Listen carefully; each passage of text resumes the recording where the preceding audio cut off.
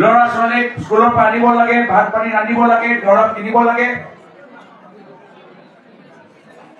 আৰু হিমন্ত বিশ্ব শৰ্মা ডাঙৰীয়াই কি কয়, এই গোটেইবোৰ কাম পাহৰি বিজেপি সভালৈ আহা, তেতিয়াহে 1250 টকা পাবা, নহলে নাপাবা। দেওবাৰে দেওবাৰে সব কাম পাহৰি যাব লাগিব বিজেপি মন কি বাত শুনিবলৈ, তেতিয়াই 1250 টকা পাব, হয় নে নহয়? অথবা নাপায়। তাৰ পিছত কি যে বাহানা, বাইদেউ আপোনাৰ ফটোটো নাপালো, আপোনাৰ নাম আমি কাটি দিলো।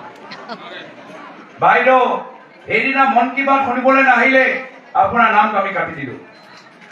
বাইদেউ সেইদিনা কংগ্ৰেছৰ সভালৈ যাওঁতে আমি দেখা পালো, আপোনাৰ নাম আমি কাটি দিছো। বাইদেউ আপোনাৰ ল'ৰাই ফেচবুকত হিমন্ত বিশ্ব শৰ্মা ডাঙৰীয়াৰ বিৰুদ্ধে লিখিছে, আপোনাৰ নাম আমি কাটি দিছো। বাইদেউ অমৃত কলৰ অনুষ্ঠানত আপুনি উপস্থিত নাছিল, আপোনাৰ নাম আমি কাটি দিলো। আপুনি যদি বহীত নাম চহী নকৰে 1250 টকা নাপায়। আপোনালোকে প্ৰতি মাহত যদি 6-7 বাৰ বিজেপি সভালৈ নাযায় 1250 টকা নাপায়। আপোনালোকে যদি ভুলতে যদি আপোনালোকে ৰাজনৈতিক আপোনালোকৰ স্বাধীনতা ব্যৱহাৰ কৰি কিবা এটা কৈ দিলে, যি কথা শুনি বিজেপি দলে ভাল নাপালে, লগে লগে ফালি নেতা আহি কৈ দিব আপোনাৰ নাম আমি কাটি দিম, হয় নে নহয়? কিন্তু আগতে আছিলে নেকি এনেকৈ? যেতিয়া আগতে আমাৰ কংগ্ৰেছৰ চৰকাৰ আছিল, প্ৰয়াত তৰুণ গগৈ অসমৰ মুখ্যমন্ত্ৰী আছিল, মহিলাৰ বাবে ঢেৰ আঁচনি আছিল, কিন্তু কেতিয়াও আঁচনি নামত মহিলাসকলক প্ৰয়াত তৰুণ গগৈ কেতিয়াও ভাবুকি দিয়া নাছিল, কেতিয়া ৰাজনীতিকৰণ কৰা নাছিল।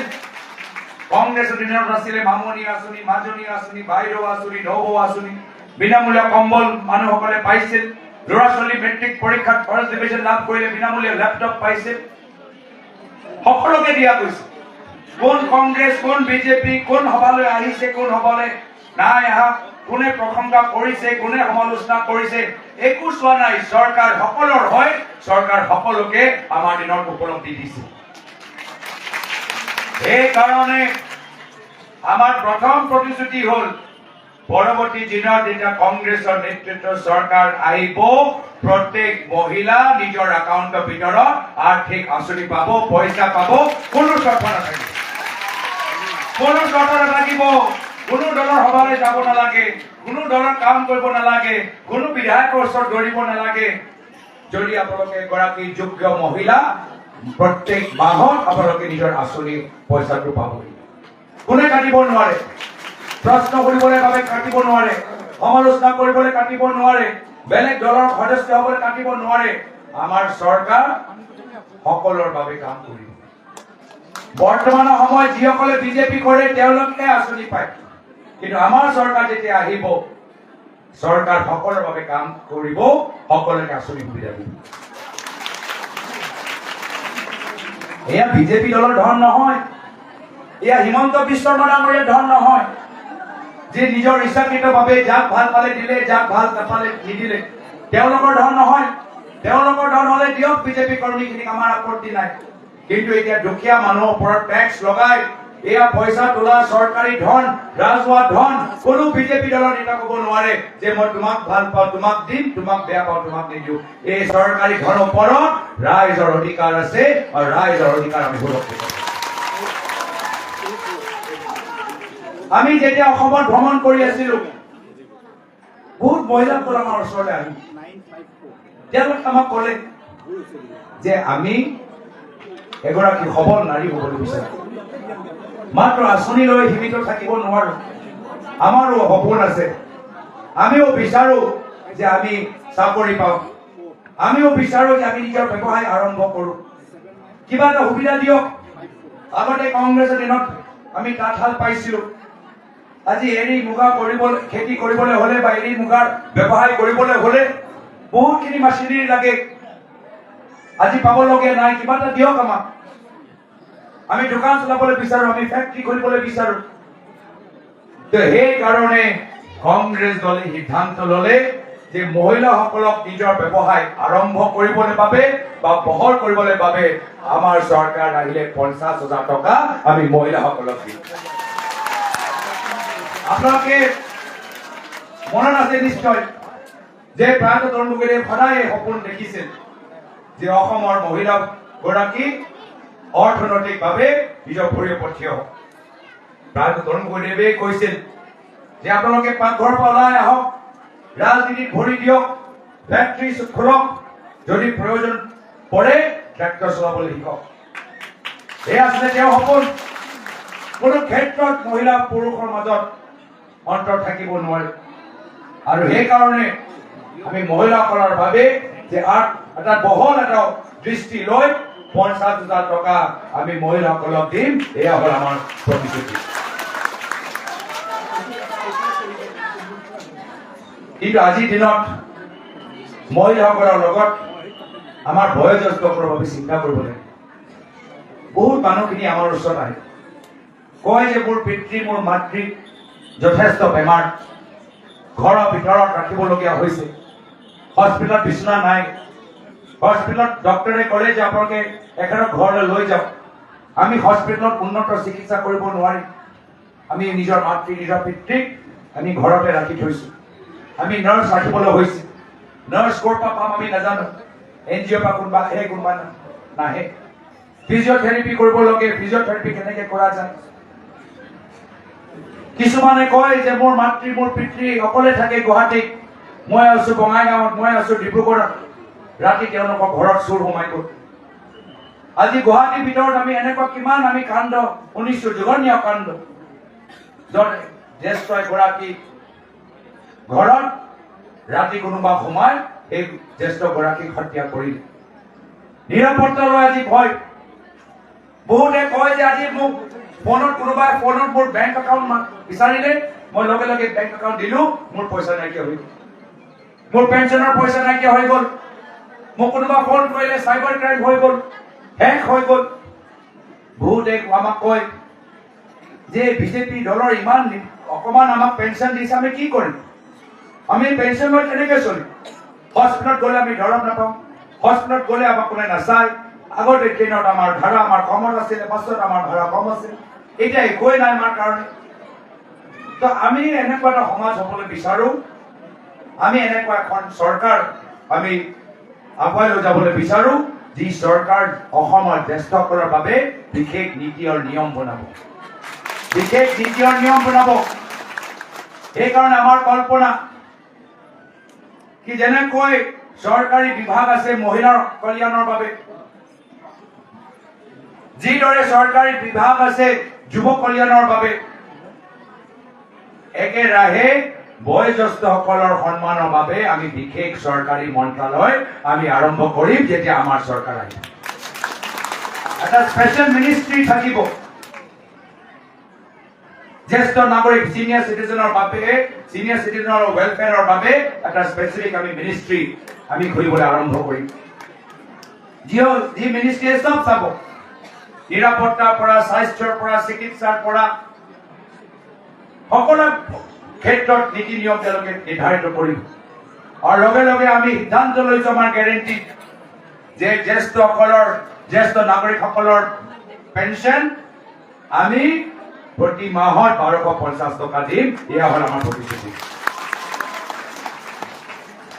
যেতিয়া চিকিৎসা পঠাব, এজন সাংসদ হিচাপে, এজন বিধায়ক হিচাপে আমি জানো যে আটাইতকৈ বেছি আমাৰ ওচৰত মানুহ আহে তেওঁলোকৰ আৰ্থিক দুৰ্বলতা আছে, চিকিৎসাৰ বাবে পইচা নাই, বহুত দাম। আৰু সেইকাৰণে আমি দেখা পালো যে কেনেদৰে ৰাজস্থানত, কেনেদৰে কৰ্ণাটকত, য'ত য'ত কংগ্ৰেছ চৰকাৰ আছিল বা আছে, 25 লাখ টকাৰ চিকিৎসাৰ বাবে এটা তেওঁলোকে আঁচনি কৰিছে, য'ত 25 লাখ টকালৈকে আপোনালোকে বিনামূলীয়া চিকিৎসা পাব যদি আপোনালোকৰ বেমাৰী হয়। এনেকুৱা এটা আঁচনি আমি অনাবলৈ আমি আগবাঢ়ি গৈছো। এয়া হ'ল আমাৰ তৃতীয় প্ৰতিশ্ৰুতি, 25 লাখ টকাৰ হেল্থ ইঞ্চুৰেঞ্চ। চতুৰ্থ প্ৰতিশ্ৰুতি হ'ল যে এইখন চৰকাৰ জাতি মাটি ভেটি নামত আহিলে নাই, জাতি মাটি ভেটি নামত আহিলে, বসুন্ধৰা 1, 2, 3 আহিলে, কিন্তু বসুন্ধৰা 1, 2, 3 অহাৰ পিছত আমি কি দেখা পালো যে দুখীয়া মানুহে ভূমি পট্টা পোৱা নাই একচনীয়া পট্টা একচনীয়াই আছে বহুতৰ ওচৰত পট্টা নাই আৰু তাৰ বিপৰীত এইখন চৰকাৰে কি কৰিলে মাটি প্ৰিমিয়াম বঢ়াই দিলে হয়নে নহয় কওক মাটি প্ৰিমিয়াম বঢ়াই দিলে খাজনা বঢ়াই দিলে আৰু কিছুমানৰ পৰা খাজনা ল'বলৈ বন্ধ কৰিলে কোন দিন হিমন্ত বিশ্ব শৰ্মা ডাঙৰীয়া নিজৰ পালি নেতাক পঠাই এই মাটিটো দখল কৰি ল'ব কোনো ক'ব নোৱাৰে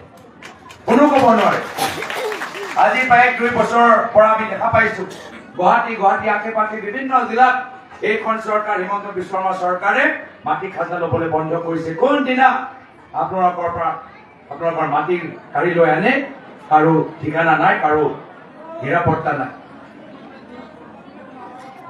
আৰু তাৰ বিপৰীত এখন চৰকাৰে কি কৰিলে আমি অলপ দিন আগতে সময় পৰিৱৰ্তনৰ যাত্ৰা ওলালো অলপ অধ্যয়ন কৰিলো আৰু দেখা পাই অবাক হলো যে অসমৰ ইতিহাসত ইমান আমি মুখ্যমন্ত্ৰী দেখা পালো লোকপ্ৰিয় গোপীনাথ বৰদলৈদেৱৰ পৰা প্ৰয়াত শৰৎ সিংহদেৱলৈ প্ৰয়াত বিমলা প্ৰসাদ চলিহাদেৱ প্ৰয়াত হিতেশ্বৰ শইকীয়াদেৱ প্ৰয়াত বিষ্ণুৰাম মেধিদেৱ প্ৰয়াত তৰুণ গগৈদেৱ সকলোকে দেখা পালো কিন্তু কেতিয়াও 12,000 বিঘা মাটি থকা মুখ্যমন্ত্ৰী আমি দেখা পোৱা নাই আজি আমি দেখা পাওঁ ভাবিব পাৰে নেকি একে ঘৰত একে পৰিয়ালত 12,000 বিঘা মাটি পৰিয়ালৰ বিভিন্ন সদস্যৰ ঘৰত কেনেকে হ'ল তদন্ত কৰিব লাগে নে নালাগে কওকচোন তদন্ত কৰিব লাগে নে নালাগে তদন্ত হ'ব আৰু ইয়াৰ ওপৰতো তদন্ত হ'ব যে কেনেদৰে জনজাতিসকলৰ মাটি বড়ো ৰাভা কাৰ্বি মিচিং ডিমাচা মাটি প্ৰায় 40,000 50,000 বিঘা মাটি হিমন্ত বিশ্ব শৰ্মা ডাঙৰীয়া আদানী আম্বানী আৰু পতঞ্জলি বিক্ৰী কৰি দিলে তাৰ ওপৰতো তদন্ত হ'ব এনেকুৱা এটা পৰিস্থিতিত য'ত আমাৰ নিজৰ মাটি সুৰক্ষিত নহয় কোনদিনা হিমন্ত বিশ্ব শৰ্মা ডাঙৰীয়া নিজৰ পৰিয়ালৰ নামত মাটিটো লৈ কোনদিনা হিমন্ত বিশ্ব শৰ্মা ডাঙৰীয়া সেই মাটিটো আদানীক বিক্ৰী কৰি দিয়ে কোনো ঠিকনা নাই সেইকাৰণে আমাৰ প্ৰতিশ্ৰুতি হ'ল পঞ্চম প্ৰতিশ্ৰুতি আমাৰ চতুৰ্থ প্ৰতিশ্ৰুতি হ'ল যে আমাৰ চৰকাৰ আহিলে 10 লাখ খিলঞ্জীয়া থলুৱা মানুহৰ একচনীয়া পট্টা আমি ম্যাদী পট্টা কৰি দিম এটা বহল লক্ষ্য লৈছো 10 লাখ খিলঞ্জীয়া থলুৱা মানুহৰ একচনীয়া পট্টা কংগ্ৰেছ চৰকাৰে ম্যাদী পট্টা কৰি দিব আজি জুবিনদাৰ কথা ইতিমধ্যে ক'লেই যে দুখ লাগে যে কিমান পাতল কথাবোৰ হিমন্ত বিশ্ব শৰ্মা ডাঙৰীয়াই কয় আৰু কেতিয়াবা নিজৰ কথাই ৰাখিব নোৱাৰে নিজে নিজৰ কথাৰ কোনো মূল্য নাই নিজে কি কৈছে কি যদি বিধানসভা নিৰ্বাচনৰ আগত জুবিন দাক যদি ন্যায় দিব নোৱাৰে তেতিয়া বিজেপি দলক ভোট দিব নালাগে কৈছে নাই কওকচোন কৈছে নাই কওক এতিয়া এইখিনি কথা নকয় এইখিনি কথা পাহৰি গ'ল এনেকুৱা সুবিধাজনক মানুহ মোক কেতিয়াও জীৱনত দেখা পোৱা নাই এনেকুৱা সুবিধাজনক মানুহ মই জীৱনত কেতিয়াও দেখা পোৱা নাই কিন্তু ভাল লাগিছে কি এটা কথা মই ভাল পাওঁ আজি এইখিনি কথা কওঁতে মোক এটা কথা মই হিমন্ত বিশ্ব শৰ্মা ডাঙৰীয়াক খুব ভাল পাওঁ নিজে সুবিধাজনকটো হয় আমি স্বীকাৰ কৰোঁ কিন্তু কি তেওঁলোকৰ ওচৰত মেগনেট আছে গোটেইবোৰ সুবিধাবাদী ৰাজনীতিবিদবোৰ একত্ৰিত কৰি লৈ আৰু নিজৰ লগত লৈ যায় যিমানবোৰ সুবিধাবাদী ৰাজনীতি কৰা মানুহবোৰ অসমৰ ভিতৰত আছে সকলোকে টানি আনি তেওঁ নিজৰ লগত লৈ যায় এতিয়া বাজপেয়ী ভৱনত যাব বাজপেয়ী ভৱনত এতিয়া বিজেপি দলৰ দপদপনি নাই এতিয়া দপদপনি আছে হিমন্ত বিশ্ব শৰ্মা ডাঙৰীয়া বিজয় হাজৰিকা ডাঙৰীয়া জয়ন্ত মল্ল বৰুৱা ডাঙৰীয়া মানৱ ডেকা ডাঙৰীয়া আৰু কোন দিগন্ত কলিতা ডাঙৰীয়া এইকেইজনহে দপদপনি এইকেইজনহে বিজেপি বাকী আজি ৰঞ্জিত দাস নাই ক'তো ৰঞ্জিত দত্ত ডাঙৰীয়া নাই ক'তো ভৱেশ কলিতা ডাঙৰীয়া আজিকালি নামে নোলায় আৰু আটাইতকৈ ডাঙৰ কথা যাৰ ভৰি চুই যাৰ আগত আঁঠু কাঢ়ি হিমন্ত বিশ্ব শৰ্মা ডাঙৰীয়া বিজেপি দলত যোগদান কৰিলে সেই সিদ্ধাৰ্থ ভট্টাচাৰ্য বিৱৰ্তিকে আজি হিমন্ত বিশ্ব শৰ্মা ডাঙৰীয়াই কাটি দিলে। তো সেইকাৰণে আজি আমি কওঁ যে যুদ্ধ কংগ্ৰেছ বনাম বিজেপি নহয়, যুদ্ধ হল হিমন্ত বিশ্ব শৰ্মাৰ ডাঙৰীয়াৰ নেতৃত্বত পুৰণি কংগ্ৰেছ বনাম আমাৰ নতুন কংগ্ৰেছ, প্ৰায় দলবৈদেৱৰ আদৰ্শ পালন কৰা নতুন কংগ্ৰেছ। এই নতুন কংগ্ৰেছত আমি নতুনত্ব দেখা পাইছো, আমি নতুন মুখবোৰ দেখা পাইছো, নতুন চেহেৰাবোৰ আমি দেখা পাইছো। আমাৰ দীৰ্ঘদিনৰ পৰা কংগ্ৰেছ কৰি অহা মানুহবোৰ আমাৰ লগত আছে, কিন্তু একেৰাহে আমাৰ লগত নতুনকৈ যোগদান কৰা আমাৰ বহুতখিনি কংগ্ৰেছ আমাৰ লগত যোগ কৰিছে। আজি এই সভাতে মই দেখা পাইছো, আজি আমাৰ মধুৰ, আজি পলাশী দাস মন্দিৰত আগৰ পৰা আছে, কিন্তু তথাপিও আমাৰ বাবে এগৰাকী যুৱ নেত্ৰী। আমি এনেদৰে বিভিন্ন যুৱকসকল, সমাজ সেৱকসকল, আজি আমাৰ যিসকল বিভিন্ন কামত জড়িত আছিলে, লাগাচু ডাঙৰীয়া, এনেদৰে বহুতখিনি মানুহ আজি দৰঙৰ পৰা আমাৰ এই তুলিকা গগৈ ডাঙৰীয়াকো মই দেখা পাইছো। বহুতখিনি মানুহ এতিয়া আমাৰ কংগ্ৰেছৰ ওচৰলৈ আহি কংগ্ৰেছ দলটোক নিকাহ কৰিছে, কংগ্ৰেছ দলটোক কংগ্ৰেছীকৰণ কৰিছে, কংগ্ৰেছ দলটোক প্ৰত্যাহাৰ কৰিছে, কংগ্ৰেছ দলটোক স্পষ্ট কৰিছে, কংগ্ৰেছ দলটোক নিৰ্ভয় কৰিবলৈ ওলাই আহিছে। আৰু সেয়া আমাৰ উদ্দেশ্য, আৰু সেয়া অসমৰ ৰাইজে বিচাৰে যে অসমৰ ৰাজনীতি উদ্ধাৰ কৰক। অসমৰ ৰাজনীতি আজি তাৰিখত লেতেৰা হৈ গৈছে। যি ধৰণৰ তৰল মন্তব্য হিমন্ত বিশ্ব শৰ্মা ডাঙৰীয়া আজি নহয়, যোৱা 25 বছৰৰ পৰা অসমৰ ৰাজনীতিত ব্যৱহাৰ কৰি আমাৰ অসমৰ সমাজ প্ৰদূষিত কৰিছে, তাৰ পৰা অসমৰ ৰাইজ উদ্ধাৰ হোৱাটো বিচাৰে। আজি সেইকাৰণে আমাৰ লোকৰ এটা সুন্দৰ সুযোগ যে অহা 9 তাৰিখত 7 পদ ভোট দি বিভিন্ন সমষ্টিত মিত্ৰজোঁটৰ প্ৰাৰ্থীক জিকাই অসমৰ ৰাজনীতি নিকাহ কৰা, অসমৰ ৰাজনীতি চফা কৰা, হিমন্ত বিশ্ব শৰ্মা ডাঙৰীয়া বিদায় দিয়ে। যদি অসমখন উদ্ধাৰ হোৱাটো বিচাৰে, অহা 9 তাৰিখত হিমন্ত বিশ্ব শৰ্মা ডাঙৰীয়া অসমৰ পৰা বিদায় দিব লাগিব। আজি মই ভাল পাইছো যে যোৱা নিৰ্বাচনত, বিধানসভা নিৰ্বাচনত আমালোকৰ মাজত বিভিন্ন দলৰ মাজত বিভাজন হোৱাৰ কাৰণে প্ৰায় 18টা 19টা আসন আমি হেৰুৱাবলৈ হ'ল। সকলৰ ক্ষতি হ'ল, ৰাইজৰ দলৰ ক্ষতি হ'ল, অসম জাতীয় পৰিষদ দলৰ ক্ষতি হ'ল, আমাৰ ক্ষতি হ'ল। কিন্তু এবাৰ আমি দেখা পাইছো এটা শক্তিশালী মিত্ৰজোঁট, আমি সকলোৱে একগোট হৈ গৈছো। কংগ্ৰেছ দল, অসম জাতীয় পৰিষদ দল, ৰাইজৰ দল, CPIM দল, CPIML দল, গাৰ্ডিয়ান নগৰ APHLC দল, আমি এটা শক্তিশালী মিত্ৰজোঁট। আৰু আমাৰ সকলৰ সংকল্প একেই যে আমি এখন নতুন বৰ অসম গঢ় দিবলৈ বিচাৰো। আমি এখন নতুন বৰ অসম আমি গঢ় দিবলৈ বিচাৰো। সেইকাৰণে মই সকলোকে ধন্যবাদ, কৃতজ্ঞতা জ্ঞাপন কৰিছো। সকলোৱে ত্যাগৰ বলিদান স্বীকাৰ কৰিছে। ক'ৰবাত ৰাইজৰ দলে ত্যাগৰ বলিদান স্বীকাৰ কৰিছে, ক'ৰবাত অসম জাতীয় পৰিষদ দলে ত্যাগৰ বলিদান স্বীকাৰ কৰিছে, ক'ৰবাত CPIM দলে ত্যাগৰ বলিদান স্বীকাৰ কৰিছে, ক'ৰবাত কংগ্ৰেছ দলে ত্যাগৰ বলিদান স্বীকাৰ কৰিছে। মই এই মঞ্চৰ পৰা প্ৰত্যেক দলৰ কৰ্মীখিনিক মোৰ ফালৰ পৰা অশেষ ধন্যবাদ আৰু কৃতজ্ঞতা জ্ঞাপন কৰিছো। আমাৰ উদ্দেশ্য এটাহে যে আমি এনেকুৱা এখন নতুন বৰ অসম বিচাৰো য'ত আমাৰ বাক স্বাধীনতা ঘূৰি আহে। আমি এনেকুৱা এখন নতুন বৰ অসম বিচাৰো য'ত চৰকাৰৰ প্ৰশ্ন কৰা অধিকাৰ আমি ঘূৰাই আনি লৈ আহিব পাৰো। আমি এনেকুৱা এখন নতুন বৰ অসম বিচাৰো য'ত আমি সকলোৱে ধৰ্ম বৰ্ণ নিৰ্বিশেষে আমি একত্ৰিত হৈ শান্তি সম্প্ৰীতিত আমি থাকিব পাৰো। আমি এনেকুৱা এখন নতুন বৰ অসম বিচাৰো য'ত থলুৱা উদ্যোগ, থলুৱা ঠিকাদাৰ ওপৰত বিশেষ গুৰুত্ব দিয়া যায়। আমি এনেকুৱা এখন নতুন বৰ অসম বিচাৰো য'ত উন্নয়ন মাত্ৰ ডাঙৰ ঠিকাদাৰবোৰ নিৰ্ধাৰিত নকৰে, ক'ত উন্নয়ন হ'ব, ক'ত ৰাস্তা হ'ব, ক'ত ফ্লাইঅভাৰ হ'ব, ক'ত ড্ৰেইন খান্দি দিয়া যাব, আমাৰ থলুৱা মানুহবোৰ নিৰ্ধাৰিত কৰিব, কোনো ডাঙৰ ঠিকাদাৰ নিৰ্ধাৰিত নকৰে। তো সেইকাৰণে আহক, ওলাই আহক, সময় মূল্যৱান। আজি আমি যিখিনি প্ৰতিশ্ৰুতি মুকলি কৰিছো, প্ৰতিটো সমষ্টিত মই জিলা কংগ্ৰেছৰ প্ৰাৰ্থীসকলক আহ্বান জনাইছো যে আপোনালোকে নিজে নিজৰ চেষ্টাত আপোনালোকে অলপ প্ৰতিশ্ৰুতিবোৰ চাপি দিয়ক, আৰু সেই প্ৰতিশ্ৰুতিবোৰ চাপি আমাৰ বুথ কংগ্ৰেছক ব্যৱহাৰ কৰক, ঘৰে ঘৰে যাবলৈ নিৰ্দেশ দিয়ক। মই ভাল পাইছো বিভিন্ন সমষ্টিত সভা হৈ আছে, ক'ৰবাত ডাঙৰ সভা, ক'ৰবাত সৰু সভা, ক'ৰবাত ৰোড শ্ব', ক'ৰবাত ৰেলী, মই ভাল পাইছো।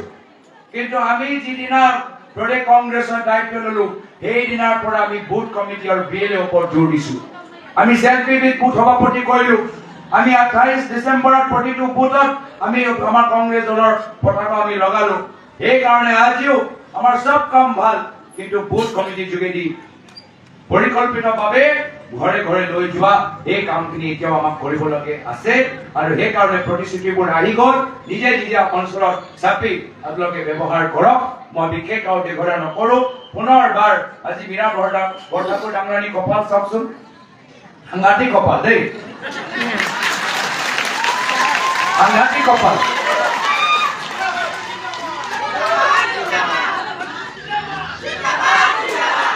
আজি আছিলে মাত্ৰ আছিলে DK শিৱকুমাৰ ডাঙৰীয়াৰ সভা। আৰু চাওক তেওঁ কপাল কিমান ভাল যে বাগেল ডাঙৰীয়া আৰু মই আমি আছিলো লখিমপুৰত। আধা ঘণ্টা হেলিকপ্টাৰ আমাক ৰখাই দিলে, আধা ঘণ্টা পলমকে আমি হেলিকপ্টাৰত উঠিলো, আৰু যি সময় নামিলো মীৰা বৰঠাকুৰ ৰেলী আমাৰ সন্মুখৰ পৰা গৈ আছে।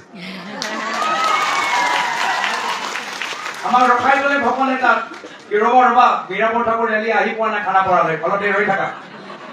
এতিয়া তোমালোকে উৰিব পাৰা, এই সময়ত নামা, মীৰা বৰঠাকুৰ ৰেলী আহিলে এতিয়া তোমাৰ দুইজনে উঠি যোৱা। আজিতো একদম ত্ৰিদেৱ পাই গ'ল, ত্ৰিশূল পাই গ'ল। আৰু সন্মুখৰ যিগৰাকী প্ৰতিদ্বন্দ্বী তাৰ কথা কি ক'বলগীয়া আছে। আজি বিজেপি দলৰ ভিতৰত তেওঁলোকৰ নিজৰ মাজতে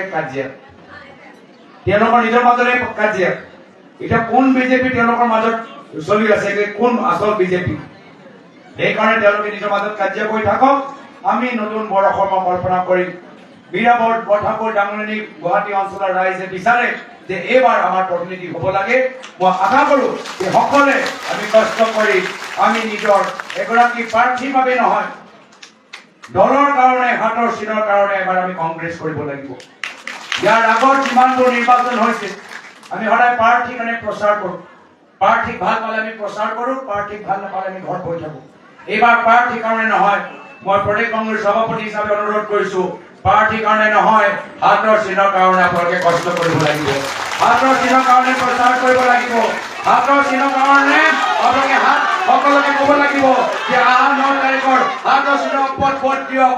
আৰু এই হাতৰ চিন সদায় নিজৰ কাৰণে নহয়, হাতৰ চিন কিয় লাগে, যিহেতু অসমক উদ্ধাৰ কৰিবলৈ হলে আমাক লাগিব হাত। অসমৰ উদ্ধাৰ কৰিবলৈ হলে আমাক লাগিব হাত।